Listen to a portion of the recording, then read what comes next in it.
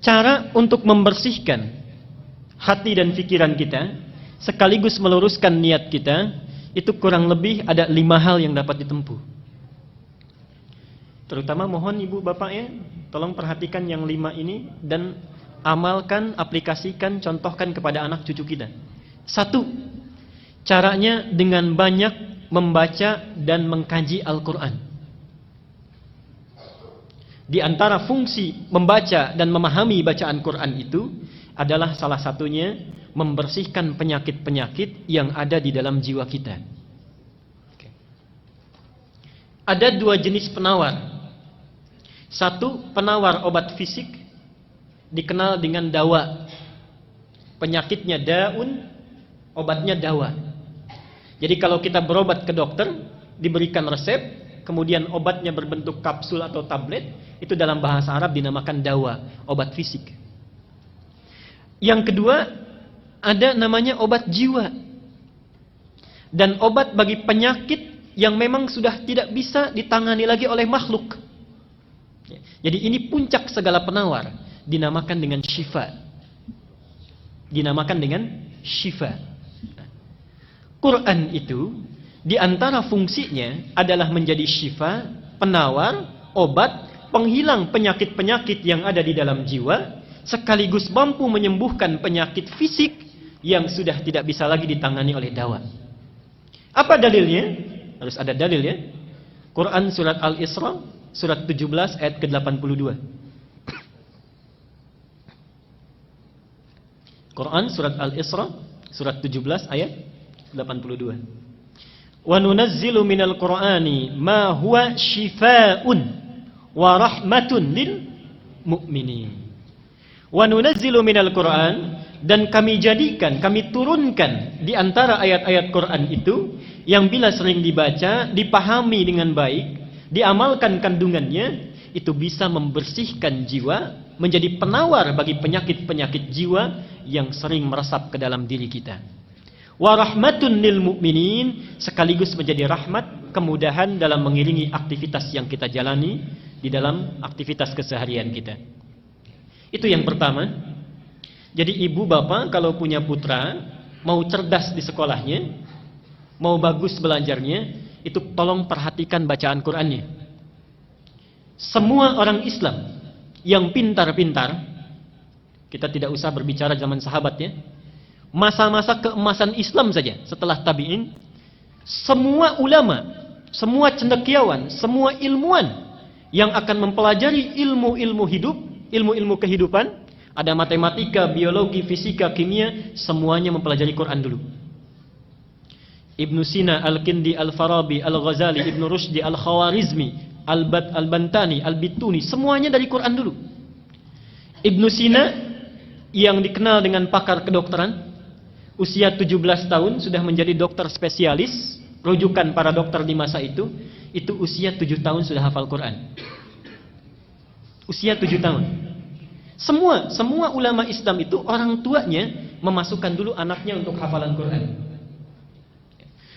Apa di antara keunggulannya? Orang-orang yang hafal Quran itu rata-rata ingatannya terbuka, kecerdasannya meningkat. Ibnu Sina itu dikenal hampir sulit lupa. Dan kalau lupa, itu tidak membuka buku Pak, Ibu. Datang ke masjid, sholat 2 rakaat, itu ingat kembali. Ibnu Sina. Kita hampir mirip ini. Cuma bedanya kalau kita sholat semua ingat. 3 amalan yang sifatnya sangat unik karena saling bertentangan. Ini 3 ibadah. Saking uniknya pahalanya besar. 1, ibadah yang bila dilakukan tidak melahirkan rasa bosan, tapi cepat mendatangkan kantuk. Ibadah yang bila dilakukan tidak melahirkan rasa bosan, tapi cepat mendatangkan kantuk. Baca Quran. Baca Quran. Itu biasanya begitu. Kalau baca internet, majalah, koran bisa 1 jam. Baca Quran 5 menit saja sudah pegang mushaf, sudah ngantuk. Sampai kaget Mike. Berarti betul. Yang kedua, kan tidak ada sampai sekarang orang bilang saya bosan baca Fatihah gitu ya. Pasti terus. Tapi baik dibaca dalam sholat ataupun biasa itu cepat ngantuk.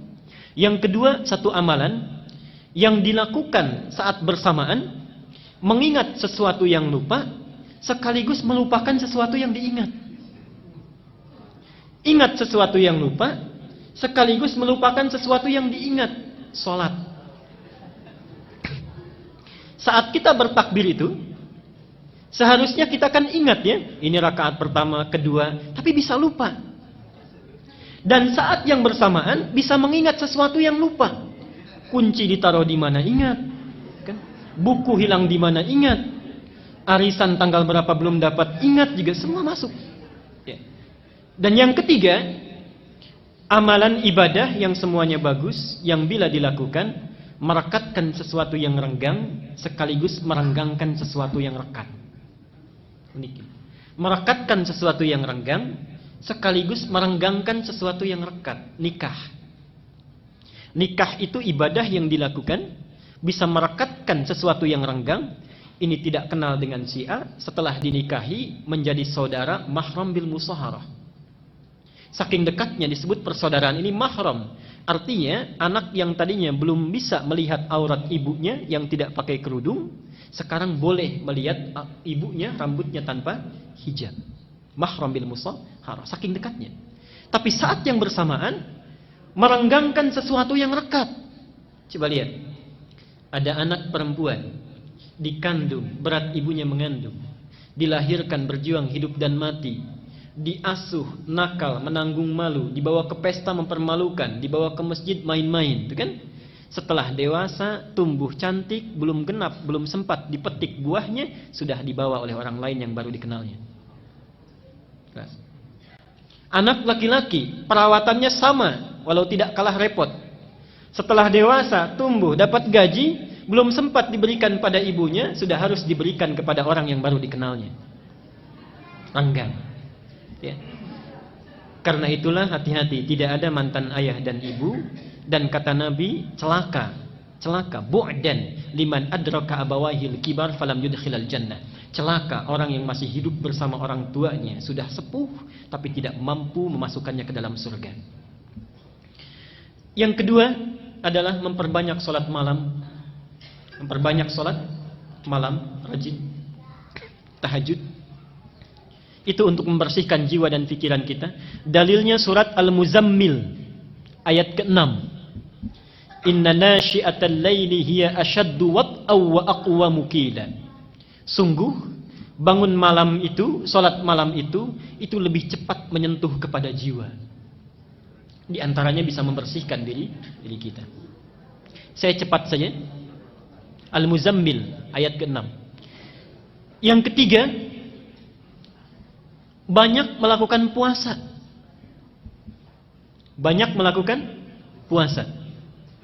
Di antara fungsi puasa itu memperbaiki perilaku yang tidak baik dan membersihkan penyakit jiwa yang buruk. Mana dalilnya?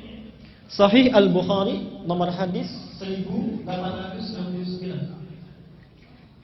Sahih Al-Bukhari nomor hadis 1869. Kullu amal ibni Adam lahu illa siyam fa innahu li wa ana ajzi bihi. Setiap amal anak Adam itu untuknya kecuali puasa, maka dia untukku dan aku yang memberi pahalanya. Terusannya apa? Diteruskan oleh Nabi, fa inimruun qatalahu aw syatamahu, maka jika ada seseorang yang memprovokasi dirinya untuk mengajak berkelahi, untuk mencaci dirinya, untuk berbuat yang tidak baik, maka katakanlah, kata Nabi, inni shaimun marrataini. Katakan saya puasa. Jadi fungsi puasa itu untuk menahan dan memperbaiki diri dari perilaku-perilaku yang tidak baik. Yang keempat, masih ibadah. Yang keempat, memperbanyak istighfar dan bertaqarrub kepada Allah. Memperbanyak istighfar dan bertaqarrub kepada Allah, khususnya di penghujung malam menjelang waktu fajar. Khususnya di penghujung malam menjelang waktu fajar. Dalam bahasa Quran disebut dengan sahar istilahnya. Wabil ashari hum yastaghfirun. Surah Az-Zariyat surah ke-51 ayat ke-18 dalilnya. Wabil asharihum yastaghfirun. Dan yang kelima, yang terakhir, memilih teman yang baik, berkumpul dengan orang-orang yang soleh. Ilmu kita bagus, hati kita baik, tapi berkumpul dengan orang-orang yang jelek, perilaku anak pun akan terpengaruh. Ini maaf Pak Ibu ya, tolong mulai sekarang itu kalau cari-cari sekolah, cari universitas, cari yang 5 kriteria ini baik. Yang bisa memberikan akhlak yang baik, tempat yang baik. Jangan sekedar pandai ya, pandai itu gampang dicarinya. Tapi carilah sekolah yang memberikan akhlak yang baik.